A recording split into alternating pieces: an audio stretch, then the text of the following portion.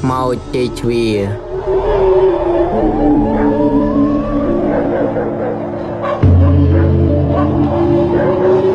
សាច់រឿងខ្មោចជ័យជ្វានិយាយពីជីវិតប្តីប្រពន្ធមួយគូដែលរស់នៅក្នុងសម័យកាលលង្វែកក្នុងរាជ្យព្រះបាទសុថាទី1គ្រិស្តសករាជ1579នាសតវត្សទី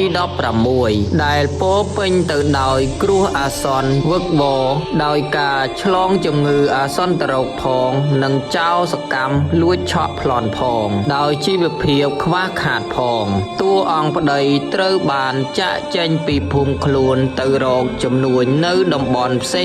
ងនិងបានទុកប្រពន្ធចោលឲ្យនៅម្នាក់ឯងជាច្រើនថ្ងៃក្រោយមកប្រពន្ធក៏ស្លាប់ដោយរបួសដោយសារមុតកំបិតហើយខ្មោចនាងប្រពន្ធបានចេញមកលងអ្នកស្រុកភូមិចិត្តនេះដើម្បីស្វែងរកប្តីរបស់ខ្លួននិងចាំប្តីត្រឡប់មកវិញការដែលប្តីមកវិញត្រូវបានអ្នកភូមិប្រាប់ពីការស្លាប់របស់ប្រពន្ធតែនាយប្តីមិនជឿឡើយព្រោះគិតថាគេនិយាយលេងសើចណាមួយមិនបានឃើញផ្ទាល់ភ្នែកប្តីបានត្រឡប់មកផ្ទះវិញឃើញរូបប្រពន្ធនៅស្អាតដដែលក៏រស់នៅទីនោះដដែលរហូតមកដល់ថ្ងៃមួយប្តីបានងឿងឆ្ងល់អាកប្បកិរិយាប្រពន្ធចម្លែកខុសពីធម្មតាក៏នឹកគិតពីសម្ដីអ្នកប្រាប់ផងនិងចង់ដឹងការពិតផងបុរសជាប្តីក៏ធ្វើពិធីបើកភ្នែកឃើញខ្មោចដោយយកកំបោរគូសញ្ញាជើងក្អែកដើរជុំវិញផ្ទះដើម្បីមើលឃើញខ្មោចក្រោយមកក៏ដឹងថាប្រពន្ធខ្លួនជាខ្មោចភ័យតស្លុតរត់ចេញពីផ្ទះទាំងយប់អាធ្រាត្រនិងបានរត់ទៅដល់វត្តដើម្បីឲ្យព្រះសង្ឃជួយព្រះសង្ឃក៏នាំឡើងសាលាកុដិហើយសូត្រធម៌ដើម្បីពាត់ខ្សែសីមាដើម្បីមិនឲ្យនាងខ្មោចចូលបានជាអកុសលចុងក្រោយនាងខ្មោចបានឡើងតាមស្លឹកធាងដើមជ័យជ្វាចូលទៅកាច់កសម្លាប់ជីវិតប្តីនោះបានដដែលដោយសារធាងស្លឹកដើមជ័យជ្វាបានលូនចូលសំយ៉ាបបង្អួចកត់រំលងពីលើខ្សែសីមាទើបខ្មោចនាងប្រពន្ធនៅតែអាចមកយកជីវិតប្តីបានទើបចាស់ពីបុរាណលោកហាមដាច់ខាតការដាំដើមជ័យជ្វានៅក្បែរសំយ៉ាបផ្ទះនាំឲ្យមានគ្រោះដល់ជីវិតដោយសារពពួកខ្មោចព្រាយបិសាចទាំងនោះអាចមកពួននៅក្នុងដើមជ័យជ្វានេះបាន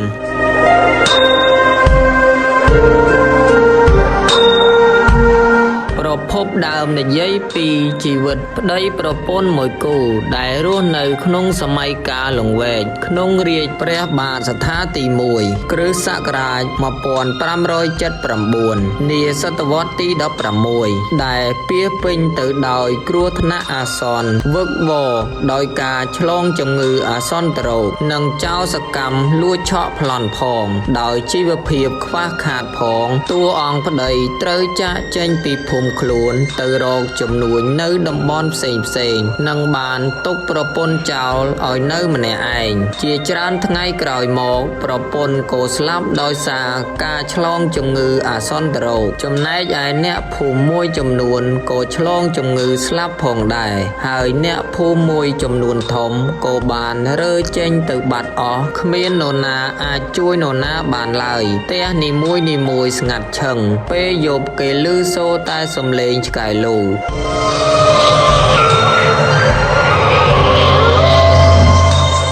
និងពន្លឺភ្លើងទៀនផ្លុងនៅតាមផ្ទះនីមួយដែលមានចម្ងាយឆ្ងាយដាច់ពីគ្នាណាស់តែមើលទៅគួរឲ្យភ័យខ្លាចព្រឺក្បាលជាពន់ពេកនាថ្ងៃមួយមានភិក្ខុសង្ឃពីរអង្គដែលមកពីទីឆ្ងាយមិនបានដឹងហេតុការណ៍ក្នុងភូមិដែលស្លាប់មនុស្សអស់ដោយសាររោគជំងឺឆ្លងនេះទេលោកទាំងពីរអង្គបានមកបិណ្ឌបាតនៅភូមិនេះហើយលោកបានចូល ជែកលេងជាមួយអ្នកភូមិនេះក៏ត្រូវបានអ្នកភូមិនេះនិមន្តលោកឲ្យទៅសូត្រមន្តចម្រើនព្រះបរិត្តនៅផ្ទះរបស់ខ្លួនលោកឡើងទៅដល់លើផ្ទះឃើញភ្ញៀវពុទ្ធបរិស័ទជាច្រើនម្ចាស់ផ្ទះក៏ទុកប្រគេនចង្ហាន់លោកតាមការគួរក្រោយប្រគេនចប់ម្ចាស់ផ្ទះបានសំណូមពរភិក្ខុថាថ្ងៃនេះជាថ្ងៃសប្បាយដៃគុណកុំសូត្រធម៌ករណីមេត្តាសូត្រសូមនិមន្តសូត្ររំលងទៅវិរូបខេតែម្ដងទៅដើម្បីកុំឲ្យខាតពេលព្រះសង្ឃក៏ចាប់ផ្ដើមចម្រើនព្រះបរិត្តសូត្រធម៌លុះដល់ករណីមេត្តាសូត្រលោករំលងចោលទៅសូត្រវិរូបខេតាមការស្នើសុំពីម្ចាស់ផ្ទះក្នុងពេលនោះលោកសង្កេតឃើញថាម្ចាស់ផ្ទះនិងភ្ញៀវមានការសប្បាយរីករាយសើញញឹមញញែមក្របួចមាត់ក្របួចកក្អាកក្អាយគ្រប់គ្នាព្រះសង្ឃនឹកឆ្ងល់ថាគេសូមកុំឲ្យសូត្រធម៌ករណីសូមឲ្យផ្លាស់ទៅសូត្រវិរូបខេតែម្ដងឥឡូវសូត្រវិរូបខេទៅស្រាប់តែនាំគ្នាសប្បាយបែបដូចជាប្លែកព្រះថេរៈនឹកអៀនក្នុងព្រះទ័យណាស់ខ្លាចក្រែងគេរិះគន់ថាលោកសូត្រខុសទើបត្រឡប់មកចាប់សូត្រធម៌ករណីមេត្តាសូត្រវិញលោកទើបតែចាប់ផ្ដើមសូត្របាន 3-4 ព្រះអស់ស្រាប់តែភ្ញៀវក្នុងផ្ទះនាំគ្នាដកខ្លួនថយបន្តិចម្ដងរហូតអស់រលីងស្ងាត់សូន្យឈឹងផ្ទះដែលព្រះសង្ឃឡើងទៅនោះត្រឡប់ទៅជាគុម្ពឫស្សីបារីតែស្គរទៅជាដុំធូបដីខ្សាច់និងកំណាត់ឈើអស់ហើយព្រះសង្ឃទាំងពីរអង្គបានជាប់នៅលើចុងដើមឫស្សីទើបព្រះសង្ឃភ្ញាក់ដឹងខ្លួនថាការពិតអ្នកភូមិនេះស្លាប់អស់ហើយទើបខ្លាយជាខ្មោចមកលងអាត្មាអញព្រះសង្ឃទាំងពីរជាប់នៅលើចុងឫស្សីនោះបាន2 ទៅ 3 យាមក៏ឃើញអ្នកបរទេះមួយមកភូមិនេះដែរក៏ស្រែកហៅឲ្យជួយហើយនិយាយប្រាប់ហេតុការណ៍នេះដល់អ្នកបរទេះដែលជាអ្នកចំនួនមករកប្រពន្ធវិញនោះឯងយ៉ាងណាអ្នកចំនួននេះមិនជឿព្រះសង្ឃពីរអង្គឡើយត្បិតថាដើមឫស្សីខ្ពស់ខ្មោចលងនៅលើនោះបែបមិនសមទំនងបុរសនោះដោយសេចក្តីនឹកប្រពន្ធកូនខ្លាំងពេកក៏ចេះតែជជែកចូលទៅលុះទៅចិត្តដល់លំនៅខ្លួនមើលទៅឃើញភ្លើងផ្លុងគ្រប់ផ្ទះដោយប្រក្តីគាត់ត្រេកអរណាស់ហើយនឹកខឹងនឹងព្រះសង្ឃទាំងពីរដែលប្រាប់ពាក្យកណ្ដាលផ្លូវថាអ្នកភូមិនេះស្លាប់អស់ហើយនៅតាមផ្លូវទៅផ្ទះគាត់មានសេចក្តីសង្ស័យដែរចំពោះសភាពស្ងប់ស្ងាត់ប្លែកពីធម្មតាគ្មានសូម្បីតែសំឡេងឆ្កែលូដូចសពដងដែលគាត់រស់នៅលុះទៅដល់របបផ្ទះក៏ស្រែកហៅប្រពន្ធពេលនោះគាត់ឃើញប្រពន្ធរបស់គាត់រត់មកទទួលធម្មតានាំចូលទៅក្នុងផ្ទះដីទទូចចង់មើលមុខកូននៅក្នុងអង្រឹងតែប្រពន្ធចេះតែខាត់មិនឲ្យចូលមើលមុខកូននៅក្នុងបន្ទប់ដេកដោយរកលេសផ្សេងហើយនាងក៏ទៅដាំបាយធ្វើម្ហូបឲ្យប្តីហូបសម្រាប់បានមួយយប់ប្តីបានងឿងឆ្ងល់អាកប្បកិរិយាប្រពន្ធប្លែកខុសពីធម្មតាក៏នឹកគិតពី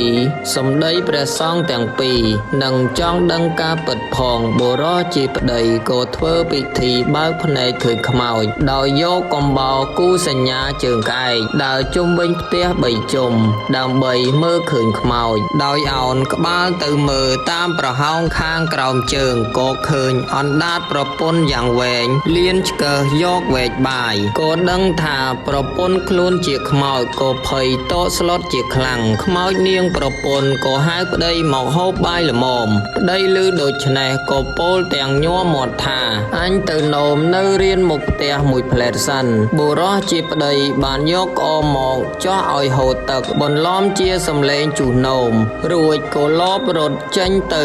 ទាំងផិតភ័យនាងខ្មោចប្រពន្ធដែលចាំប្តីយូរពេកក៏ចេញទៅមើលមិនឃើញប្តីឃើញតែក្អមដែលចោះហូរទឹកចេញក៏នឹកគិតក្នុងចិត្តថាប្តីដឹងថាខ្លួនស្លាប់ជាខ្មោចក៏ចេញទៅតាមប្តីតែតាមប្តីមិនទាន់នាងខ្មោចប្រពន្ធក៏ក្រឡាខ្លួនជាខ្មោចអាសូរកាយមានកម្ពស់ប៉ុនដាំត្នោតដើម្បីតាមឲ្យទាន់ប្តីដីរត់បានពាក់កណ្ដាលផ្លូវក្រឡេកក្រោយឃើញខ្មោចប្រពន្ធតាមមកជិតទាន់ក៏រត់ទៅពួនអង្គុយសំងំក្រោមដើមបាយម៉ាកជារុក្ខជាតិម្យ៉ាងដែលអាច អាចបំបាំងភ្នែកខ្មោចព្រាយបិសាចមិនអាចមើលឃើញបានដោយខ្មោចនាងប្រពន្ធមិនអាចមើលឃើញប្តីរបស់ខ្លួននាងបានសួរនាំប្តីរបស់នាងរហូតដើម្បីឲ្យឮសំឡេងតាមទាន់ប្តីរបស់នាងចំណែកឯប្តីរបស់នាងពេលទៅដល់វត្តហើយចំពេលព្រះសង្ឃទាំងអស់